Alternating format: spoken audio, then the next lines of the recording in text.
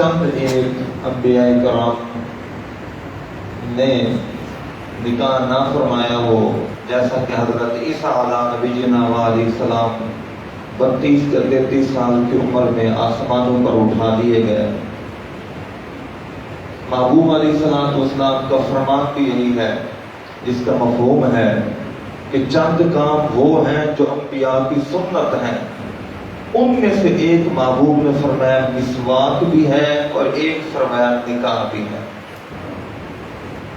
نکاح انسان کی پاکیزگی قلبی، فکری، ذہنی، جسمانی اور روحانی طہارت، پاکیزگی اور تزکیے کا ایک ایسا نظام رب نے بنایا ہے کہ جس کو سونے نبی علیہ السلام نے یوں ارشاد فرمایا کہ جس نے نکاح کیا اس نے اپنے ایمان کا آدھا حصہ مکمل کر لیا۔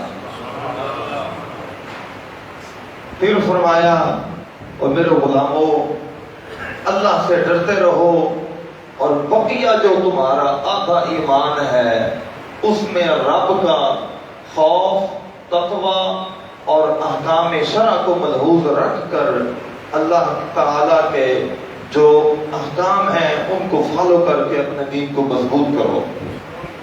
آپ کہیں گے جی شادی ہی تو ہے، یہ آدھا ایمان کیسے ہو گیا ہے؟ جناب میں تھوڑی سی اس کی طرف آدھا ایمان عبادات ہیں، ان میں لوگوں سے معاملات بھی ہیں اور حقوق اللہ بھی اس میں ہیں، حقوق العباد بھی ہیں، لیکن نکاح صرف ایک خاتون کے ساتھ آپ کا رشتہ نہیں ہوتا بلکہ اس کے پورے خاندان کے ساتھ آپ کا رشتہ جڑ جاتا ہے، ان کے حقوق آپ کے ساتھ وابستہ ہو جاتے ہیں۔ پھر اس خاتون کے لِيُنْفِقْ ذُو سَعْةٍ مِّن سَعْتِهِ اس کے اخراجات آپ کے ذمہ میں آ جاتے ہیں۔ أَسْكِنُوهُنَّ مِنْ حَيْثُ سَكَنْتُمْ اس کو رہائش دینا آپ کے ذمہ میں آ جاتا ہے۔ وَعَلَى الْمَوْلُودِ لَهُ رِزْقُهُنَّ وَكِسْوَتُهُنَّ بِالْمَعْرُوفِ اس کی دیگر ضروریات اور رہن سہن اور کپڑوں کی ذمہ داری آپ کے اوپر آ جاتی ہے۔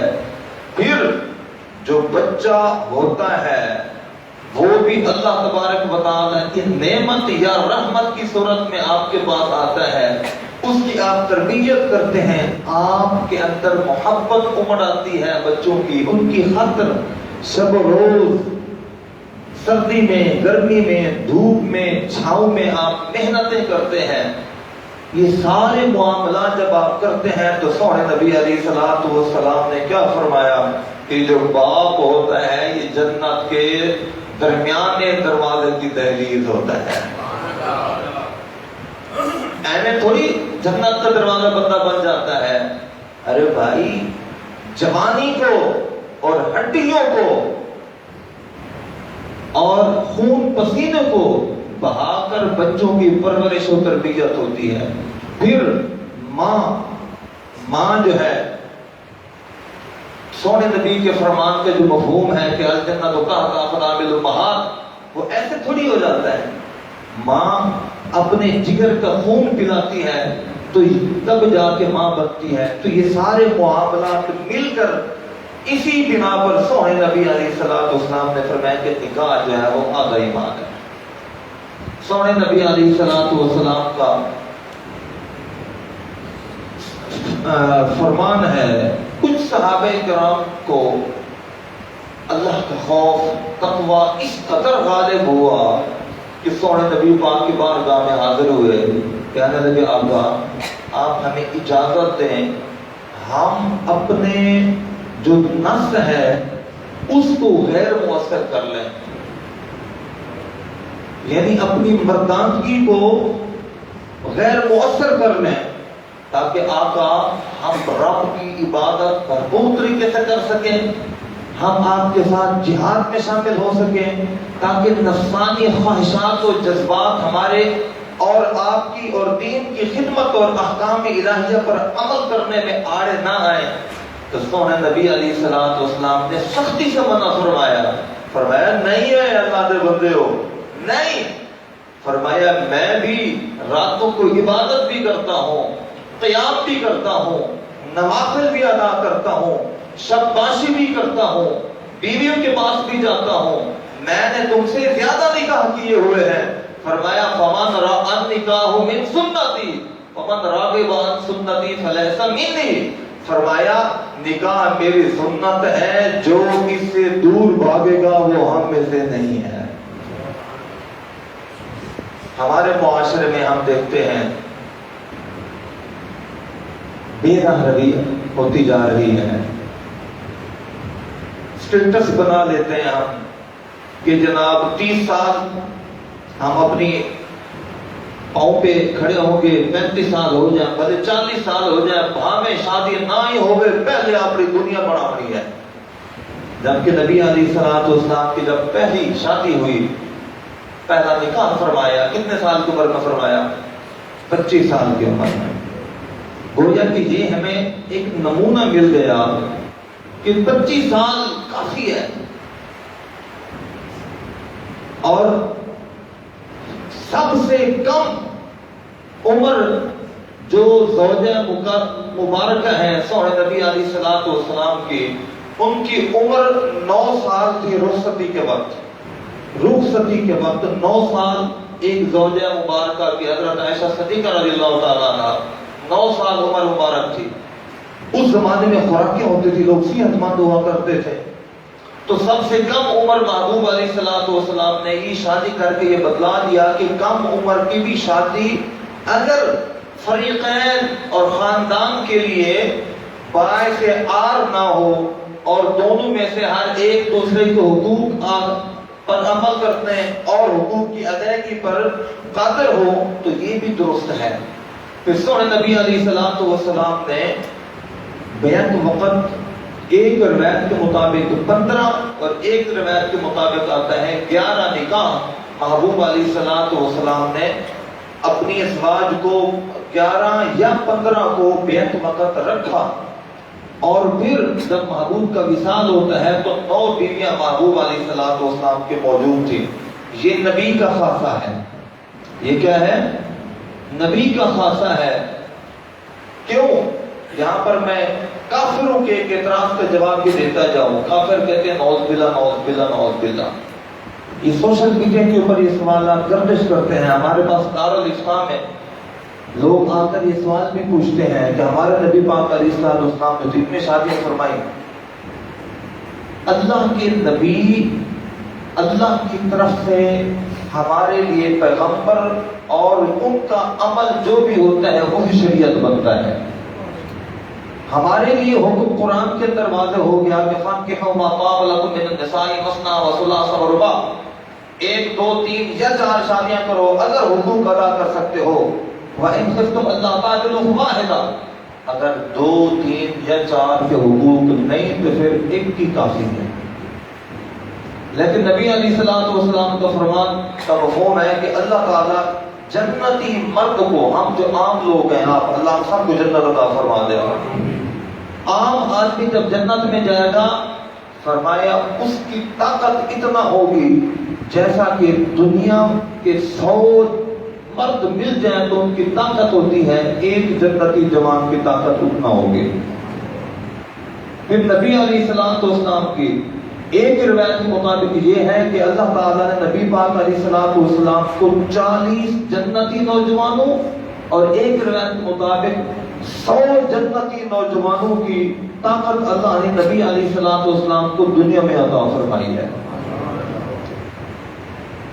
تو ایسا آدمی جس کے پاس 100 جنتی نوجوانوں کی طاقت ہو، پتہ ہے کتنا بنتی ہے یہ؟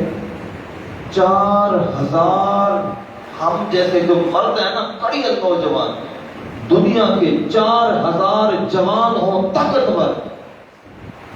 طاقت نبوت کی بات کر رہا، نبی علیہ الصلوۃ والسلام کی فٹنس، نبی علیہ الصلوۃ والسلام کی جسمانی جو طاقت تھی، نبوت کی طاقت کے تو کیا ہی کہنا ہے، اس پر تو بات ہی ہم نہیں کر سکتے۔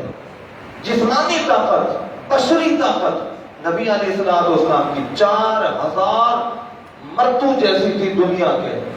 ایسا آدمی جو 4000 مردوں کی طاقت رکھتا ہو، ہم میں سے آپ کو، مجھے، جو بھی مسلمان مرد ہیں ان کو 4 آزاد عورتیں رکھنے کی اجازت ہے۔ 4 آزاد عورتیں رکھنے کی اجازت ہے، بیویاں رکھ سکتے ہیں۔ اگر لونڈیاں ہوں، آزاد نہ ہو عورتیں، لونڈیاں ہوں تو 8 رکھ سکتا ہے۔ اس لحاظ سے اگر ہم اپنے حساب سے دیکھیں تو 4 جب 16، نبی علیہ السلام کو 16,000 عورتیں رکھنے کی طاقت اللہ نے عطا فرمائی تھی، لیکن محبوب علیہ السلام نے اتنی خیر نکاح کی اہمیت کے اوپر میں گفتگو کر رہا تھا کہ نکاح ہمارے تزکیہ نفس اور اسلام کا ایک خاص معاملہ ہے، جس پر جتنا زیادہ ہو سکے اس کو ہم عمل کریں اور اپنے نوجوانوں کو بے راہ روی سے بچائیں۔ ہمارے ہاں ہوتا یہ ہے جناب کہ ہمارا بچہ کمانے لائق ہوگا، بینک بیلنس ہوگا، مارکیٹ ہوگی، فلاں ہوگا، تب جا کے ہم نکاح شادی کریں گے، ورنہ ابھی اس کو پاؤں پر کھڑا ہونا دیں۔ شریعت نے اس کے لیے کیا معیار دیا ہے؟ پہلی بات، نبی علیہ السلام کا 25 سال کی عمر میں نکاح ہوا تو نبی علیہ السلام کی کوئی مارکیٹ نہیں بنائی تھی محبوب نے، کوئی محبوب کا بینک بیلنس نہیں تھا، کوئی نبی علیہ السلام نے کوئی جناب باقاعدہ سرمایہ جمع نہیں کیا ہوا تھا۔ میرے محبوب کے غلاموں، اللہ کے نبی علیہ السلام کے فرمان کا مفہوم ہے نکاح کرو۔ جو نکاح کے لیے قرض بھی اٹھائے گا اللہ اس کے قرض کو بھی ادا فرما دے گا۔ یہ نکاح کے لیے ہے، فضول خرچ کے لیے نہیں ہے۔ جناب 600 بندہ میں بلانا ہے، حال میں جانا ہے، حال میں جا کر جناب وہاں بھی 50,000 کرایہ پے کرنا ہے اور 6 لاکھ روپے کا کھانا بھی اڑاونا ہے، وہ 3 لاکھ کا کھانا ضائع۔ ایسا ویسے ہوتا ہے نا جی، میں جاؤنا ہے، تساں جاؤنا ہے جناب، پتہ ہے یہ 2,000 روپے دیونا ہے، کم از کم 6 پلیٹاں تے ضائع کریے نا، باویں نہ کھائیے۔ اللہ کی قسم یہ فضول خرچی ہے۔ اور فضول خرچوں کے بارے میں کیا ہے؟ ان المبذرین کانوا اخوان الشیاطین، کہ جو فضول خرچ ہے وہ شیطان کے بھائی ہیں۔ ہم نے اپنے رسم و رواج اتنا بنا لیے ہیں، بڑے درد سے کہنا پڑتا ہے، بڑے درد سے کہنا پڑتا ہے، اتنا ہم نے رسومات اپنے اندر پیدا کر لی ہیں، ان کی وجہ سے نکاح اتنا مشکل اور مہنگا ہو گیا ہے کہ لوگوں کو اس قدر زنا آسان لگتا ہے۔ پتہ نہیں نکاح کریں گے تو جناب روپیہ 10 لاکھ روپے ہونا چاہیے، زنا کریں گے تو عام ہو جائے گا۔ الامان والحفیظ، رسومات کو ختم کرنے کی ضرورت ہے۔ نبی علیہ السلام نے نکاح میں جن چیزوں کو لازم قرار دیا وہ کیا ہے؟ نمبر 1 حق مہر، اور نمبر 2 ولیمہ۔ ولیمہ کے لیے کیا ہے؟ حضرت علی حیدر کرار شیر خدا اور سونے نبی کے لخت جگر سیدہ خاتون جنت فاطمہ الزہرا رضی اللہ تعالی عنہا کے نکاح میں کھجور، کشمش اور پانی، یہ ان بزرگ ترین شخصیات، علی جن کو دیکھنا بھی عبادت ہے، ان کے صاحبزادے وہ ہیں کہ جو جنتی نوجوانوں کے سردار ہیں، حضرت علی کی زوجہ وہ ہیں جو جنتی عورتوں کی سردار ہیں، نکاح پڑھانے والے سونے نبی ہیں، نکاح ہو رہا ہے شیخ حیدر کرار کا اور وہاں دلہن ہے سونے نبی کے لخت جگر، اور ولیمہ کیا ہے؟ پانی، کھجور اور کشمش منقع۔ ایک چیز یہ ہوتی ہے کہ آپ اپنی توفیق کے مطابق ولیمہ کرو اور بس، نہیں ہے فضول خرچے اڑانے کی۔ ظالم ہیں وہ لوگ جو بیٹیوں کے جناب کسی سے لینے جاتے ہیں تو پھر وہاں جناب شرائط رکھتے ہیں، گڈی لواں گے جناب، موٹر سائیکل لواں گے، پلاٹ لواں گے، مکان لواں گے، یہ لیں گے، وہ لیں گے۔ وہ لوگ ظالم ہیں۔ وہ بیٹیاں جن کو رب نے رحمت بنا کر بھیجا تھا، یہ ان رحمتوں کے مذاق اڑاتے ہیں۔ محبوب علیہ السلام نے نکاح کی جو دوسری چیز شرط اور لازم اور واجب قرار دی وہ مرد کے اوپر ہے، وہ ہے مہر۔ نبی علیہ السلام نے اپنی ازواج مطہرات کو مہر دیا، اپنی ازواج مطہرات کو مہر دیا۔ اور مہر پتہ ہے کتنا تھا؟ اور وہی مہر فاطمی بھی تھا، انہیں سیدہ خاتون جنت کا مہر بھی تھا. کتنا تھا؟ 5.5 کلو چاندی. یہ حق مہر تھا. یعنی اسلام نے ولیمہ مختصر اور توفیق کے مطابق لازم کیا. ہم اس میں لاکھوں اڑا دیتے ہیں. اسلام نے خاتون کا مہر مقرر کیا، کم از کم 10 درہم ہے، اور 10 درہم موجودہ زمانے کے اعتبار سے 2 تولہ 7.5 ماشا چاندی بنتی ہے. کتنا جی؟ اعجاز کر لو. کم از کم مہر کتنا ہے؟ 2 تولہ 7.5 ماشا چاندی. چاندی آج کل ہے جی میرے خیال 1500 کی ہوگی. 15 تو 15 3 تو جناب اردو آدھا تولہ ہے، تقریباً 1000 $. یعنی کم از کم مہر جو ہے فی زمانہ 4000 روپے ہے. عورتوں کو ہم مہر دیں گے نا 500. میں ذرا اگر آپ میرے بزرگ بیٹھے ہیں، اللہ ان کو سلامت رکھے، ان کی برکتیں ہیں، انہوں نے سنا ہوگا جناب کہ 500 روپے مہر، جناب 200 روپے مہر، 300 روپے مہر. اس زمانے میں چاندی کی شاید قیمت یہ ہوتی ہوگی. آج کے زمانے میں کوئی بندہ کہے کہ نا 500 مہر، تو یہ غلط ہے. تو اسلام نے کیا کہا کہ اپنی توفیق کے مطابق ولیمہ کرو، اور مہر دو تو کھل کے دو اپنی طاقت کے مطابق. ہوتا کیا ہے جناب؟ شیخیاں مارتے ہوئے اور جناب لکھ دو 10 لاکھ روپے مہر. نیت کیا ہوتی ہے؟ بس ساری بھوما پڑ جائے، باقی دیکھا گے بھائی. ایسا نہیں کرتا. سنو حدیث سنو. فرمایا سونے نبی علیہ السلام نے جو بندہ مہر لکھوا تو دے، لازم تو کر لے اپنے اوپر، لیکن ارادہ یہ ہو اللہ یوتیا دینا تو ہے کوئی نہ لکھواؤں نے جڑا زور لگتا ہے.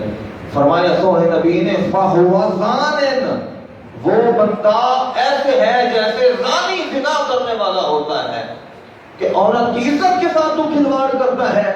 رب نے تیرے اوپر لازم کیا ہے قَدْ عَلِمْنَا مَا فَرَضْنَا عَلَيْهِمْ فِي أَزْوَاجِهِمْ، رب نے لازم کیا کہ تمہارے اوپر عورتوں کا مہر، اور تم کہتے ہو جناب لکھواؤں نے کیڑی ہارا ہے دیونا کا ہے کوئی نہ. یہ نکاح کے وہ معاملات ہیں جو ہمیں درپیش ہوتے ہیں. نکاح میں ایک چیز ہے جناب جو بالعموم ہمارے معاشرے میں درپیش ہے.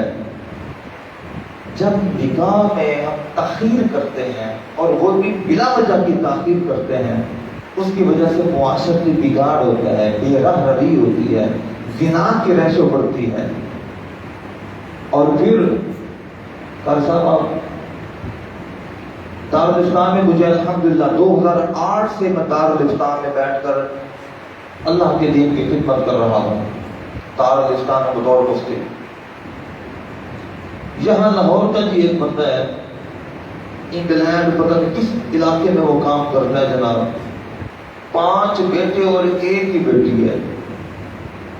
بیٹی کی عمر ہو گئی ہے قاری صاحب 30 سال. بیٹی کی عمر 30 سال ہو گئی، نکاح نہیں کیا. میرے پاس خود آیا وہ بندہ، ادھر مصطفیٰ آباد دھرم پورا کا تھا. وہ پریشان، اتنا پریشان کہ رو رہا تھا. میں نے کہا معاملہ بتاؤ کیا ہے؟ کہتا جی میں بیرون ملک تھا، میں خود بھی 3 بیٹے بھی میں ساتھ لے گیا. یہاں پر 1 یا 2 بیٹے تھے، بس ہم دنیا کما رہے ہیں، جمع کیے جا رہے ہیں. میرا ذہن یہ تھا کہ بیٹی کا نکاح اور شادی کروں گا، اور رنج کے خرچ کروں گا، دھوم دھام سے شادی کروں گا. میری اکلوتی بیٹی ہے.